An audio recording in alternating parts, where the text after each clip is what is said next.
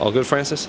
Well, Good. Jose Young's here with MMAfighting.com, speaking with the lineal MMA heavyweight champion of the world, Francis Ngannou, here in Riyadh, Saudi Arabia. Now, before we get into the actual fight, you spent the last couple of years in the boxing world dealing with the boxing media. Have you missed us, the MMA media, coming to interview you? I think I have been having MMA media around every time, Yeah. everywhere though, every time. How do They never miss. How do we compare to the boxing media? Because we see when we tune in to watch your interviews, we see people running up to you in hotels with phones. We see you trying to get them doing interviews on the side of the rings. Do you like, how we kind of handle ourselves better than the boxing media? I haven't thought about that. Sure. I don't have an answer about that. I wasn't. Media is media. Sure, that's fair enough. So for me, media is media. I don't make any difference. Well, we've missed covering you in MMA, and we're happy to see you back in the sport. But speaking Thank of the you. actual training, how has it been on the body going back to MMA? Because, the last time we saw you fought against Cyril, your knees were injured, and then you took some time off before you hopped back into Tyson Fury. So just how's it been wrestling, grappling, going up against the fence again? It's been good, as I said, I think MMA is a sport that you have to accept the pain, the Sure. injuries and stuff, because he always there. If it's not your knee, it's your toe, your ankle, your elbow. There's always something in MMA, and but the good news is that it's also the same thing for your opponent. You might not just know. Sometimes your opponent has even worse problem than you. You just manage to do it Sure. with it. Well, speaking of your opponent, Renan Ferreira, obviously, we've seen the video clip of Jake Paul reacting to him doing backflips. We've seen his knockouts in the cage. You fought guys like Overeem, Derek Lewis. You fought athletic guys like Cyril and Kane. Does Renan present anything that you haven't seen yet inside the cage? Yeah, I think as far as athleticism, all those guys that you mentioned, none of them is as athletic as Renan Ferreira. I mean, did you name one that can do the backflip, for example? Cyril can dunk a basketball. He might be able to do a backflip. Yeah, we will say it's what is close to Renan Ferreira. Yeah. Were you able to take anything from that fight? Not that fight, but the build up to Cyril in terms of training, because obviously your knees were hurt, so it's very wrestling based attack. But now that your knees are healthy, are you kind of excited to go back into the MMA world and reminds MMA fans that you are the heaviest hitter in the heavyweight division? Yeah, I'm quite excited about that, and I mean, doesn't have to be about. It's not about what I've been through or not. Sure. It's just about what I want to do. And he's done a couple interviews where his rise up, he was making $30 a night as a bouncer, working security and everything. He was struggling for a while before he won his $1 million, and now he's fighting you, and in the contract he gets extra money too. Have you seen any similarities between your rise up before you made your money and him, from humble beginnings to now fighting in this world? I think it's the same similarity with all the fighters, because I don't recall any fighter that was rich. Maybe Sure. some of them was okay in life, but I don't recall anyone that is rich getting hit in the face and just take it as a job.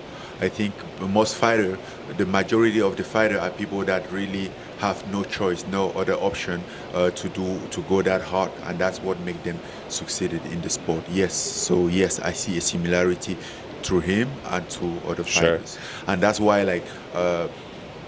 I mean, when we are talking about him making money, I think I also have something to do about that. Absolutely.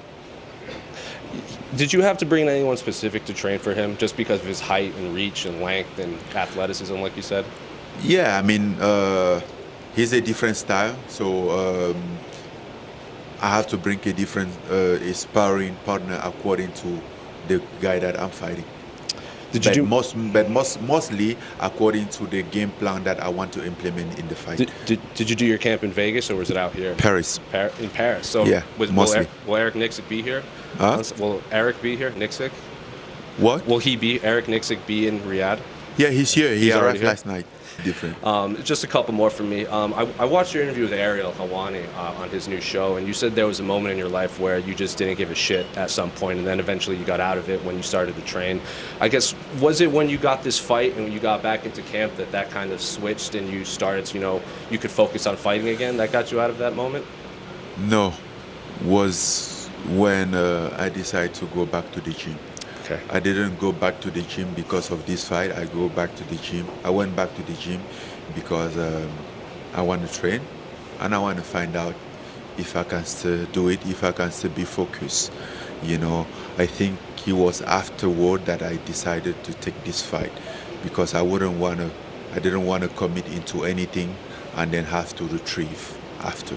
And your coaches have used this word purpose when they were describing, when that's the word that the single word that they would describe you in terms of this camp. Can you explain what they mean by, your purpose for this fight?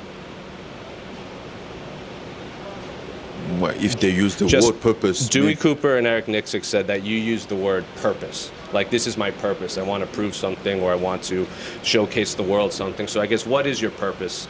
Not just in this fight, but just, around the world that people want to tune in and watch you. To make this fight meaningful, again, because this fight was most likely not to happen. I was most likely not to fight, sure or never. But I want to make a purpose of things that happen. Give it a purpose. Instead of using it as an excuse of giving up, maybe use it as a purpose to continue. Give it more sense, give it more reason, make things more meaningful, more impactful. And I'm saying that about the loss. It's all about the loss of my son. After that, I really consider dropping everything, and then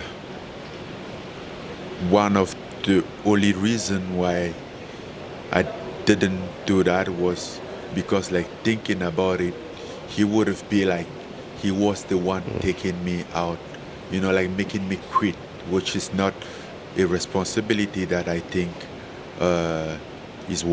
was his to carry. That is my responsibility, and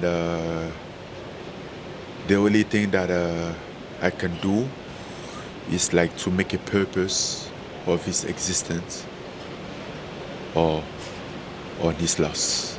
That's beautiful. Make some sense. Trying to give write his name in better way for him to be remembered. That's beautiful. And so I'll leave you on this. Like I said at the beginning, we're very happy that you're back in the sport, and I think I can speak for everyone in the MMA world that we send our love, and we can't imagine what you're going through. As someone who doesn't have kids yet, it's really inspiring, and I'm really happy to see you back in the sport. Yeah, thank you. Appreciate you. Appreciate it.